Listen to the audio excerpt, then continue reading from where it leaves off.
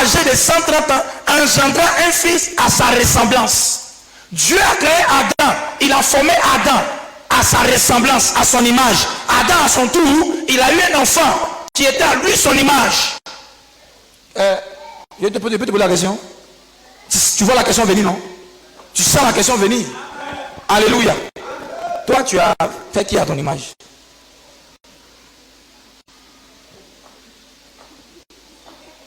Alléluia. Tu as fait qui à ton image? Qui est à ton image?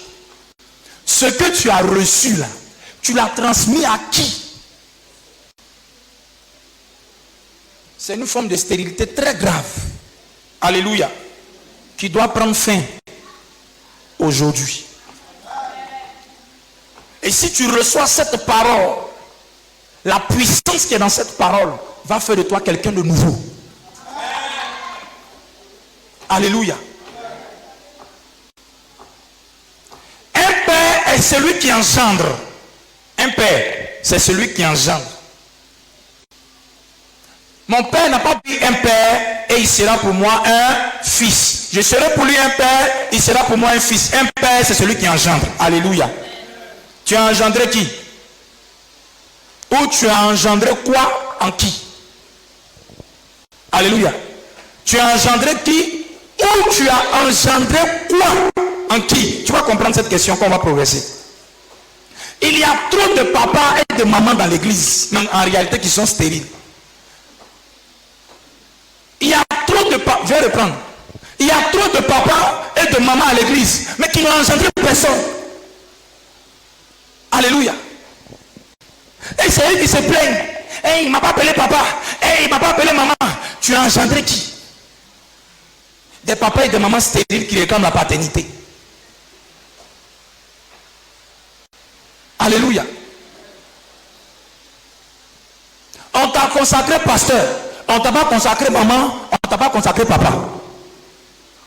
On t'a consacré pasteur. Qui vous a dit que lorsqu'on consacre quelqu'un, automatiquement il s'appelle papa? Ou bien il y a un ministère qu'on appelle papa, il y a un ministère qu'on appelle maman? Non, il y a 5 ministères qu'on connaît, mais d'où est-il que dès que l'huile coule sur votre tête net, appelle-moi papa, toi, appelle-moi maman? C'est où ça? Des papas, des mamans stériles. Tu as fait qui? Tu as transmis quoi à qui? Tu as fait quoi pour qui? Du coup, comme tu es prophète, comme tu es pasteur, comme tu es apôtre, on va t'appeler papa.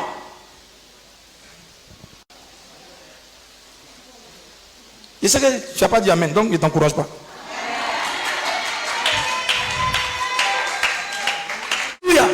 Et je vais ouvrir une parenthèse. Nos mamans et nos papas en âge qui sont là, à l'église là. Excusez-moi, je vais faire le plus doucement possible. Parce que il y a un passage qui me donne le droit de le faire. Mais il y a trop de mon fils, mon fils, mon fils, ma fille, mon fils. Alléluia. Ma fille, mon fils, ma fille, mon fils, ma fille, mon fils là. Il y en a trop. Amen. La foi en Christ n'exclut pas la sagesse. C'est pour cela lorsqu'on voit une personne qui est âgée, qui peut t'engendrer, tu peux l'appeler maman. C'est par respect. Tu n'as pas couché quelqu'un. Alléluia. Nous sommes dans le royaume de Dieu. Ici là, nous sommes dans le royaume de Dieu. Papa, maman, ça finit à la porte. Papa, maman, c'est à la maison. Et donc souvent, vous vous donnez le droit de faire des choses dans l'église. Et quand le pasteur vous reprend, vous dites que non, il est impoli parce qu'il peut la coucher. Non, non, non, non, non. C'est pas la maison, c'est dans le royaume de Dieu.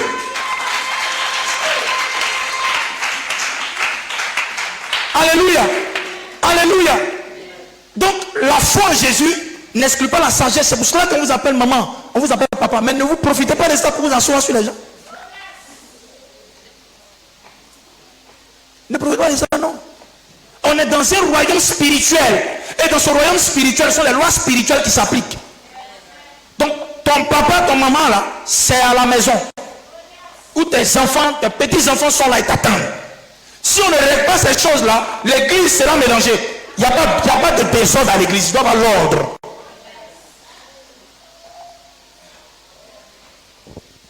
Alléluia. Ton amen devient loup.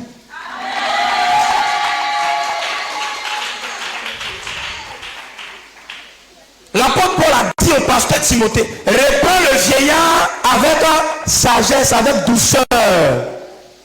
Donc ça veut dire qu'on peut vous reprendre. Mais vous, comme vous êtes âgé, on peut vous reprendre. Parce que non, tu peux accoucher le pasteur. L'esprit qui est en lui, là, tu peux l'accoucher. Et vous venez avec tous les papas, mon neveu, ma fille, mon fils, vous venez à l'église. Et quand vous parlez, vous dites que non, le pasteur il parle mal, il est impoli. Je vais dans une autre église. Va-en-y, maman. Alléluia. Ah oui, il faut qu'il te parle. Alléluia. C'est à la maison, là. Le titre là, ça parle. Quand tu viens ici, on est dans un royaume spirituel. Matthieu chapitre 28, verset 10. Faites de toutes les nations des disciples, les baptisant au nom du Père, du Fils et du Saint-Esprit. Et enseignez-leur à observer tout ce que je vous ai prescrit. Et voici, je suis avec vous tous les jours, jusqu'à la fin du monde. Écoute ceci très bien. Si les affaires dans le monde consistent à faire de l'argent, les affaires dans le royaume consistent à faire des disciples.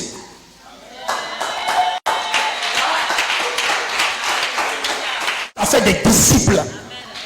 Une église là où il n'y a pas de disciples, c'est une église qui va mourir. Alléluia. Donc, on va te parler. Une église là où il n'y a pas de transfert, il n'y a pas de transmission, il n'y a pas de formation, il n'y a pas d'héritage qu'on lègue. C'est une église qui va mourir. Parce que le Seigneur a dit, faites de toutes les nations des disciples. Ça veut dire que ce que tu as reçu, tu dois transmettre. Alléluia.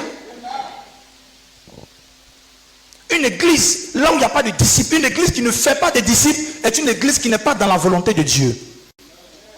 Parce que ça, c'est la grande commission. C'est-à-dire que tout ton roux tu vas faire là, au finish là, tu as fait combien de disciples? C'est ce que je vais expliquer dans le message. Tout ce que tu vas faire, le Seigneur, il a laissé 12 seulement, 12. On est là aujourd'hui. Et toi, tu es en magazine, tu ne relâches pas. On t'apprend, tu n'apprends pas. Tu es contre l'œuvre de Dieu.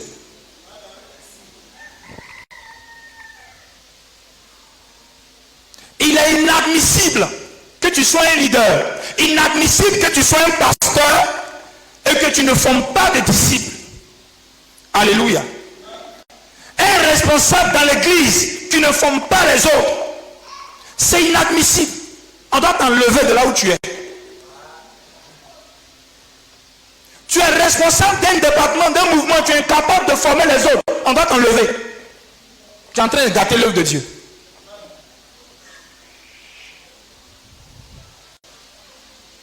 C'est cela que j'appelle les faux Aaron. Les faux Aaron, ce sont les Aaron qui sont incapables de transmettre ce qu'ils ont reçu. C'est-à-dire que un vrai Aaron est fécond. Amen. Un vrai Aaron est fécond et un faux Aaron est stérile. Dans quelle catégorie toi tu es? 133, pardon. Psaume 133, s'il vous plaît.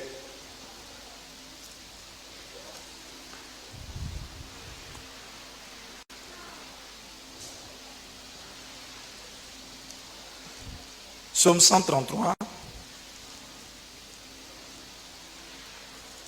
Amen. Le verset, bon, tout le psaume, verset 1 à 3. Voici, oh, qu'il est agréable, qu'il est doux pour des frères de demeurer ensemble.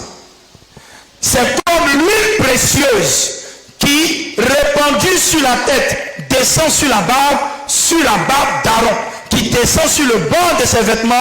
C'est comme la rosée de l'Hermon qui descend sur les montagnes de Sion, car c'est là que l'Éternel envoie la bénédiction, la vie pour l'éternité. Alléluia. Alors, nous connaissons Aaron qui est le père des sacrificateurs. Amen. Aaron est le père des sacrificateurs car il en était le premier. Le sacrificateur était celui qui était consacré au service de Dieu. Amen. Donc tout ce qui était sacrifice, offrande, c'est lui qui était là dans le temple et qui exerçait cette fonction. Alléluia. Donc dans le temple, Les vrais Aaron, c'est une catégorie de leaders, une catégorie de responsables qui laissent couler l'huile. Amen. Ils laissent couler l'onction sur les autres. Ce qu'ils ont reçu, ils le transmettent avec joie. Ce qu'ils ont appris, ils ne retiennent pas ça.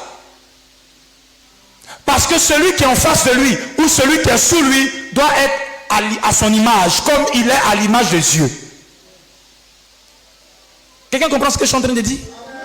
Le vrai Aaron, c'est ce responsable-là, qui est dans le groupe musical, et qui dit à l'autre, regarde, ici là, le timbre là, c'est pas trop ça, fais comme ça. Et demain, quand le peuple va entendre la même personne chanter, il va dire, ah, c'est une nouvelle personne. C'est un vrai Aaron.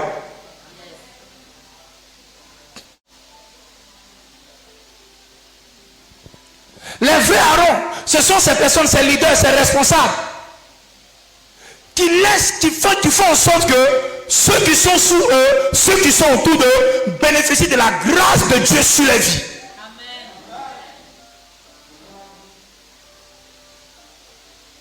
Quelqu'un suit?